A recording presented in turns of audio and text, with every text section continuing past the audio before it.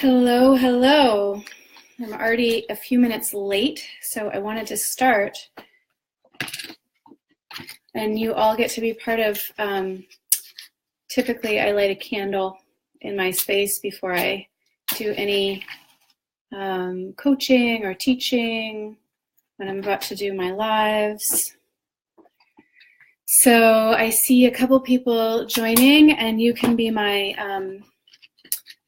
guinea pigs and let me know if you can't hear me. Here's our candle. Sacred space. I believe these are sacred conversations. And okay, good. If you're saying hi, I'm guessing that you can hear me. I don't like wearing headphones when I do these lives because they don't let me gesticulate as much as I want without like getting caught in my own stuff. So, okay, great. Thank you, Carl. I'm glad you're here. I was actually thinking about you when I was thinking about this topic, and I sort of once again feel a little nervous because these are what are they? They're vulnerable conversations. Okay, great. Thank you. I'm so glad. Thanks for all of you for letting me know you can hear me. So I didn't have time to sit down and like write my notes to collect my thoughts, but this is a piece that I've been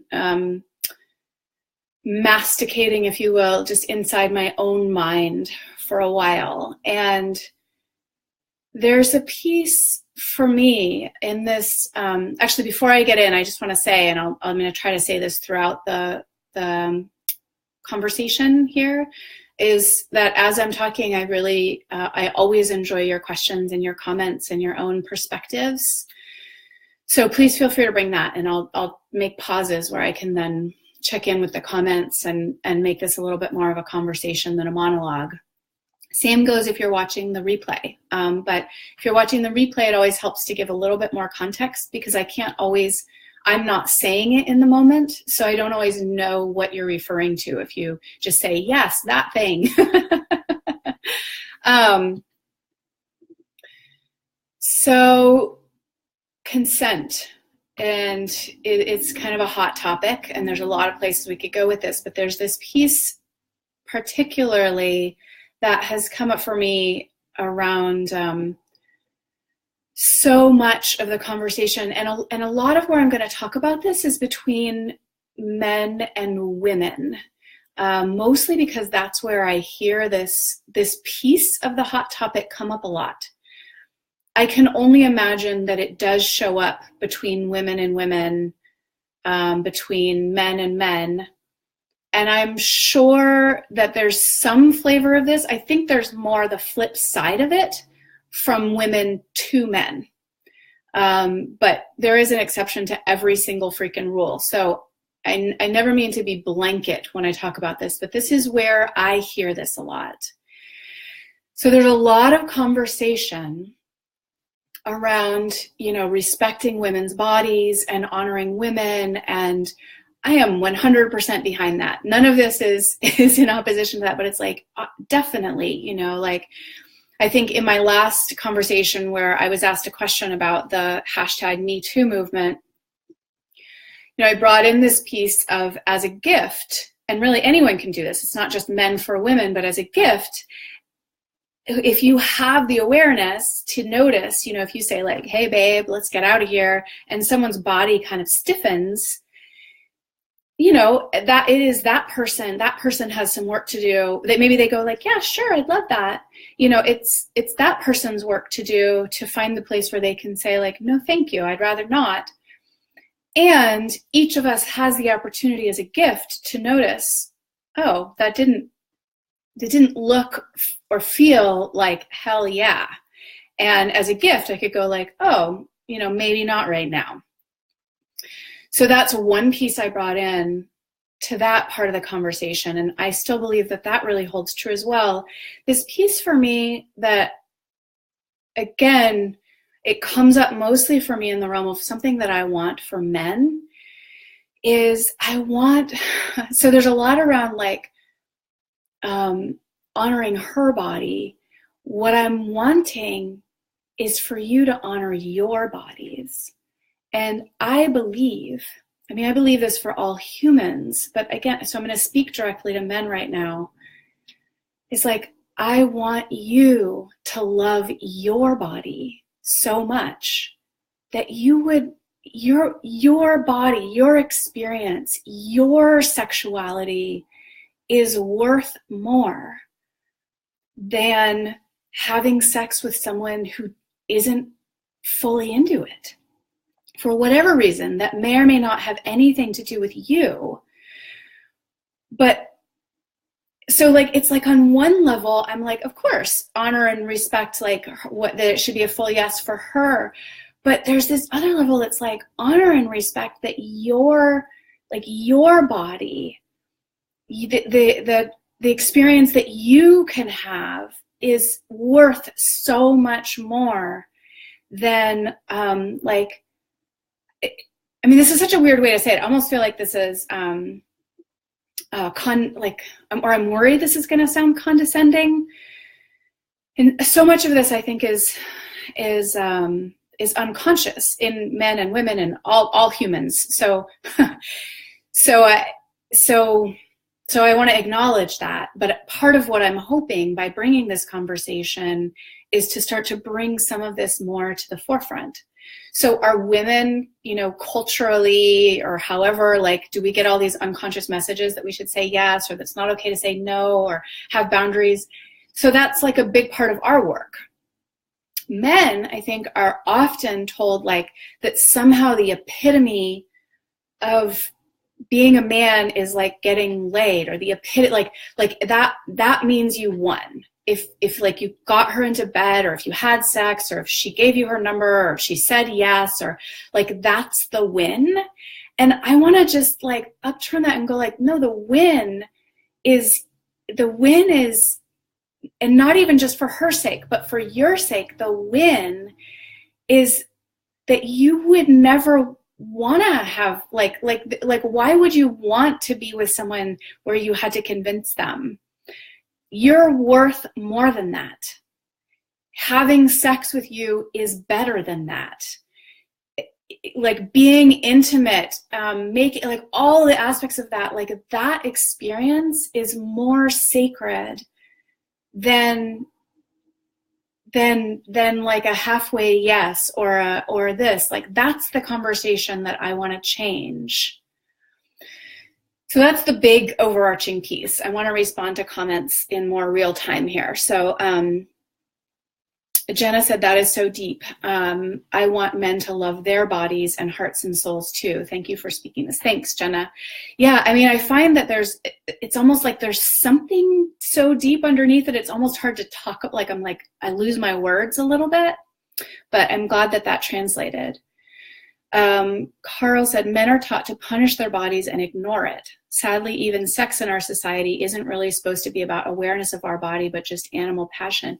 Yeah, so that's another one. That's like another, and again, I mean, I speak to this like in the realm of where I think women are culturally taught things as well, that it's important for all of us to recognize and acknowledge what we're taught consciously and unconsciously, what we've learned from our parents, from our peers, from the media, like, and to take all that into consideration and say, like, this is a factor and we can do better. So I mean, I do think that that's true. And there are pieces of that as far as I can tell, and maybe this may or may not be true for you, Carl, or for men that you know, but like, I see a certain part of, I would call it the masculine in all of us, and that maybe is more alive in many men, is like there is like something rewarding about pushing against the limitations of your body, which I would say is different than punishing our bodies, but often gets mapped over. So I watch with my boyfriend, like for him, like something that he'll choose to do on his day off is, I mean, regularly is like run a half marathon or like see what he can push his body to do. And I'm like, could we just lay in bed? Like that would be more fun. But that is actually rewarding to him. And so honoring that part, but also bringing in this part that says, hey, listen to what your body has to say, like care about, I mean, sometimes I think to go with what you're saying, Carl, and you can let me know if you agree with this, but is that I often even see that there becomes this, it's almost like this layer that gets put on. And again, I see it mostly in men. Doesn't mean it doesn't exist in women or in homosexual relationships or genderqueer or any of that, but I see it more often in men, which is like wanting to find out who they can get a yes from in front of actually noticing, who am I attracted to? And letting that, like letting this visceral bodily sensation actually be like, oh, I'm drawn there. And if I'm not even drawn over here, like, why would I even try to have sex with this person? But actually letting, and you know, I would guess, and this is certainly true for women as well, but I would guess for men that there's more vulnerability in that sometimes of, well, it hurts less if I get rejected by someone I'm not like really into than it might if I get rejected. Like, then it really means something if the person that I would actually be drawn to, whether it's sex or just conversation or who knows what, but like if I follow where I'm really drawn, then it matters whether I get a yes or a no. So, but I love that you brought that in there, Carl, about being taught to punish your body. And I think also just like really, I mean, humans in general, I kind of think are like, we're taught to not listen to our bodies, but I want this so much for men, that there is, I believe that you also have a wisdom in your body. And I want for men, I mean, I want this culturally, but I, like the same way that for women I teach, like, hey, we have to do this ourselves. Yes, we can do the work of dismantling the cultural blah, blah, blah, blah, blah, and we can do it at the same time. But it is, it needs to happen in parallel or in conjunction with, I'm going to do this work myself. And so this piece that I'm wanting for men is for men to like pick up the, I don't even know what to call it, but like pick up the ball of oh, my sex is valuable to me. My attraction is valuable to me. My body is worth more than like someone that's not that into me. Like, please, I want you to love your body more than that. And yes, Jenna, I think that that's a really apt piece, which is like men accept crumbs too. It's just different. Like the construct is different. We've set up this, I just think it's kind of a crazy dynamic, and I want out. Like I want out of this dynamic. Carl said, want to see that on the flip side. Just have a guy tell a woman that he doesn't want sex in the moment. It's not typically pretty. So what I think you're saying is that if a man says to a woman, I don't want to have sex, that he gets like really negative backlash from her. And I can imagine that. I mean, and again, it becomes this place where it's like hooked into then, oh, you know, I'm not attractive, or you're not. And then, but again, we all have to just like get out of it. We have like, I think the only way to get out of it is if we each individually and collectively start taking responsibility for our part in that. So women, we can take responsibility for the part where we think that that's about us and our attractiveness, and, you know, freak out about whether, I don't know, whatever, like have a complete freak out and blame it on them. And men can take responsibility for not getting hooked into that and still just being like, I'm not feeling that. Like, that's not where I want to go tonight with you, whatever the answer is. So yes, that positive masculinity is about pushing past limits. There's something in that, and it's freaking beautiful. But our society is often stuck in the pushing. Absolutely. Yes. And again, it's like there's just a cultural piece to that is about both about sex and beyond sex, that there's this idea of like that we should always be pushing or striving or more, or I've even been, I mean, this is really a tangent from the sex piece of it, but I've been feeling inside myself some like maybe it's anxiety or like just not knowing what to do with myself. And some of it is because I could create more things and like push to do that. And I could rest. And in the resting, there's an anxiety. And I think that goes with this piece you're talking about with pushing. But I don't want to go too far on a tangent because this piece is, I really want to stick with. Nayali said, "What's such a turn on is a man who's deeply connected to his spirit, honors and cares for his body." I think that's true. And I think also what Carl's bringing in is a really valid piece. And, you know, I mean, we do this to each other. And I know I'm talking in pretty heteronormative language here. So I believe this is applicable in non-heteronormative relationships as well. But that, you know, like women say they want that, but then when a man being connected to his body means him saying, "I'm not interested in sex right now," that can just freak us the fuck out. So it's a tricky, I want to put it this way, because I believe that language is important. It's a dance that takes intentionality. And what I believe that means is that it takes those of us who have the awareness to have this conversation, who are resourced enough in all the ways that we can be resourced, but that are capable basically of, I would say this is being on the front lines of relationality and intimacy and what it means for this part I will say, I do believe is actually between men and women, because there are ways that this is important in all the relationships, but there is a big piece right now that around healing between males and females in this.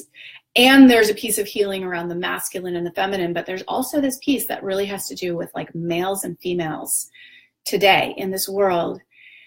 And for each of us to start, we will be uncomfortable if we stay in this place.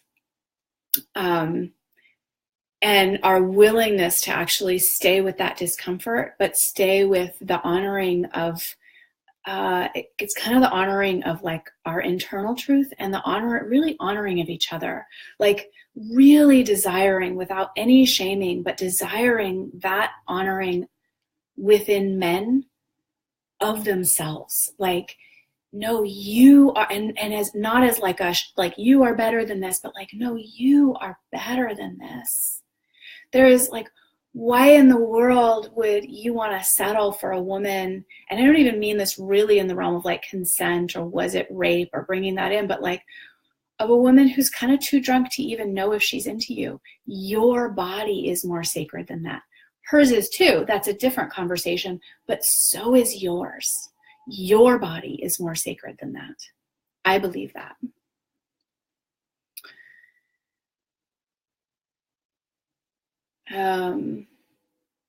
Carl said, "I think it's even more toxic than that. Men are taught not to even acknowledge their vulnerability, which doesn't allow us to be in awareness."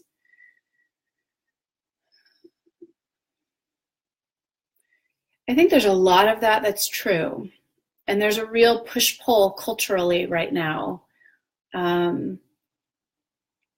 This is why I love doing the work that I get to do in the realm that is both about males and females, but is also about the masculine and the feminine. And inside that work, especially when I work with people co-ed, but also even when I do work with in just women's spaces, we really work with both the masculine and the feminine. And when I do co-ed work, then the women work with the masculine and the feminine, and the men work with the masculine and the feminine. Because I see this piece that you're speaking to, Carl, where there's like a whole realm, I would say, in what I would call Western culture, because it's what I'm most familiar with. certainly here in the United States, I would say there's like a whole realm where that is still totally true, like that men are taught or not allowed to be vulnerable. I mean, I used to see it when I would go visit my ex's family in Missouri, that there were these, like, I had never really seen the, like, boys don't cry, or the, like, you know, buck up, or I had just never really seen that because I grew up in Northern California. And then also, frankly, I was a girl being raised by a single mom, and most of my friends were girls, and I just hadn't really seen it. And then the first times I was seeing that, I mean, it was so jarring to me.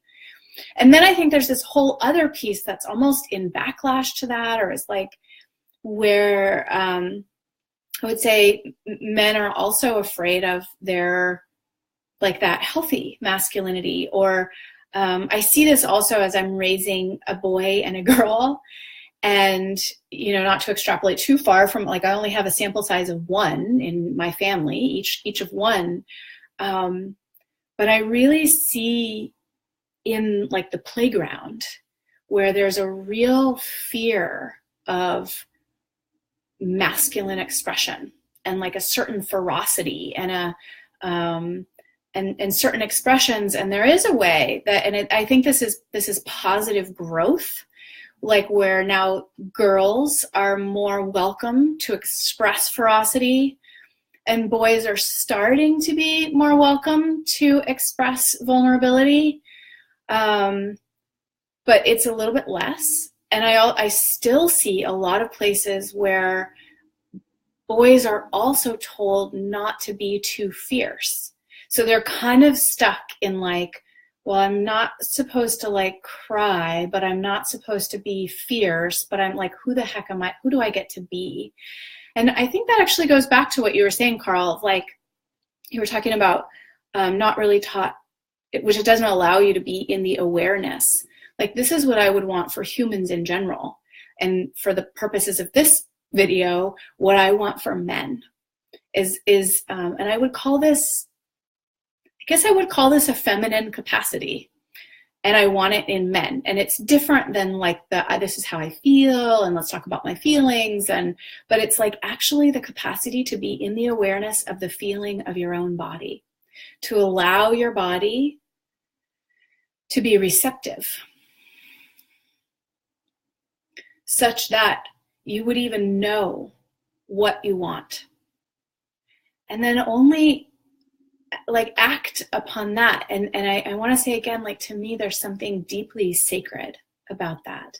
And I believe that sex and sexuality and sexual intimacy is so deeply sacred that there is this piece, and I hope that I've articulated it at least a little bit in here, and may this just be the tip of the iceberg in terms of starting the conversation, which is that while I love how much of the conversation has been around respecting women and respecting women's bodies, I want a conversation that includes men respecting their own bodies. And that I believe that a man who is actually, the more in touch a man is with what I would call this feeling awareness, the more that I believe that he wouldn't, it's not even about, oh, he wouldn't do that to her. He wouldn't do that to himself. He could not possibly, like, degrade his own self, his own beautiful body, his own sacred body, his own sacred sexuality in having, in like going into a sexual experience that doesn't feel good to everybody. And, you know, anyway, I want to say this is like a full gradation, and we've all been teenagers at some point, and we're just fumbling around and have, like, weird experiences and don't know what the fuck we're doing with our parts. And, like, there's a part of me that's like, that's fine. I don't want to say that we're not allowed to have, you know, fumbly experiences or awkward experiences or find out in the middle. I mean, I've had sexual experiences where it's like, I don't even realize till I'm in the middle of it that I'm like, oh, I don't actually want this. Or I want this to shift, you know? And that, again, so this is for men and women, but it's like this part that where we can actually become aware what do I want? And I wouldn't want, like, I don't want my boyfriend to be like, okay, I guess I'll have sex with you. I'd be like, okay, that doesn't feel good to my body. Like, let alone I don't want you to, but like, that doesn't, so men, like, I don't want you to be, there's this way that it almost feels like degrading your own self to imagine that having sex with a woman who's like, all right, like, I guess I'll give you a blowjob, like that is honoring to you in any way, which is really different than a woman who's like, of my own, like, I wouldn't generate the desire to give you a blowjob, but like, I fucking love you and I can happily give that to you. Or, it's just different than like, I guess I'll give you a hand job to get you off. Like, I want for you that you don't even want that hand job because you love yourself so deeply. Yes, the part about like you love and care and respect about her, but there's this part underneath it, like, I want that for you, respecting your own self. Kind of feel like I've said that too many times now. So I see a couple comments. I'm going to stay on for probably another 3 to 5 minutes for any comments and shares and questions you have.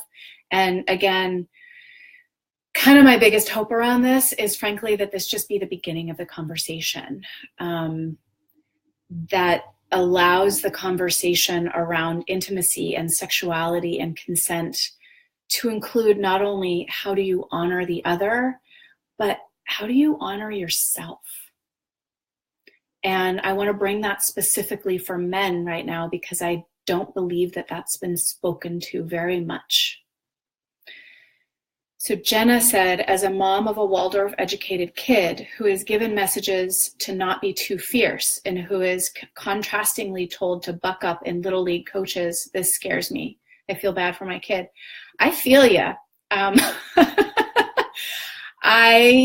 All I know is I resonate. And for me, as a mom of a boy who I experience as both like, kind of like, I catch myself even wanting to say like just too much, like he's kind of too loud and too fierce and too strong and too large and all these things where I've needed to find my way to like meet him so that he can be all those things which are so natural to him. And this is a place, I mean, and I have to find my own tension point in this, frankly, around like, I don't like guns and I don't like violence. And I have all these things, but we're actually watching my son, like, just innately rise into the desire to kill things. Not literally. He's actually very protective. He one time yelled at a girl. It was such an interesting moment for me. She intentionally stepped on a bug and he got right in her face and he was like, that's not okay. Like, bugs are our friends. And I was like, wow, like, I love how fierce he is in defense. And he kind of can't yell at people like that. But where I've watched this innate desire to like wrestle with the world and want to shoot things and where I see so much, again, as you said, Jenna, like, we live in the same community in this kind of Waldorf influenced world. We're like, oh no, like, let's be gentle and talk about fairies. And frankly, he loves fairies too. He just, like, apropos of nothing, we were dyeing Easter eggs. And just out of nowhere, he said to me, I think one of these eggs would be like a whole meal for a week for fairies. And he is 9, and I want for him to have all of that. I want to find the place where there's no shaming of the part of him that rises up and wants to have sword fights and wants to wrestle and, wants to defeat the enemy and, all these things, and the part of him that still believes in fairies. So that was a long-winded answer. Carl said, I'm in agreement. I'm glad. We have a lot of societal issues to get over. Men are supposed to produce regardless of feelings. So extreme example is provide for the family regardless of how he feels. Taking responsibility, etc. But also, like, men are supposed to be sexually ready on command. We're supposedly always down to fuck, so to speak. I know, this is like a problem. I agree. So many media messages are geared that way. Yes. So again, the same way that when I speak to women, I want to talk about like the larger systems that need to be changed. And there's a way, as women, we can express this to men and get support around something that they may not know as an experience. So, to you specifically, Carl, to men in general, I would say 100%, like, let's dismantle the whole system. 100%, share with women so that they can understand what they may not be aware of. And I have an invitation to also just start to do that work inside yourself and with other men, even though you might get pushback. And this isn't an obligation. You specifically, or any men listening to this, like, none of you are obligated to do this work. And I hope that you do. The same way that I believe that women who are going against the grain, we're going to get pushback. It's going to be uncomfortable. It may even be scary at times. We might lose things like that we thought we wanted along the way. The same is true for men. If you start really dropping into that place of honoring your own body, ultimately, I think you're going to find the place where it's not in resistance to, it's not a push against, it simply comes down to your own alignment. And you may lose friends, you may lose sexual partners, you may lose opportunities. It may seem scary, you may feel lost, and there's a way that while we dismantle the system, I believe we also need to be doing the internal work and make a commitment individually that we're willing to do it. It doesn't mean we have to do everything no matter the cost at all times, but there's some commitment.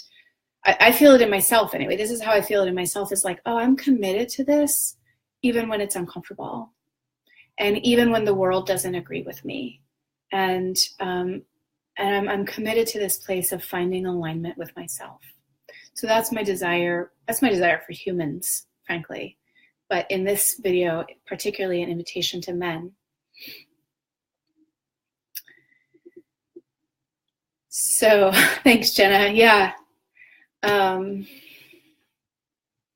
the last thing I'll say, and again, there's a corollary for women in this, and I'm going to speak to men in this, is, but your comment, Jenna, actually is what reminded me of this, is this way that I would say boys and then men, even though it looks kind of different, get like squashed into, this is the range. This is the range you're allowed to be. And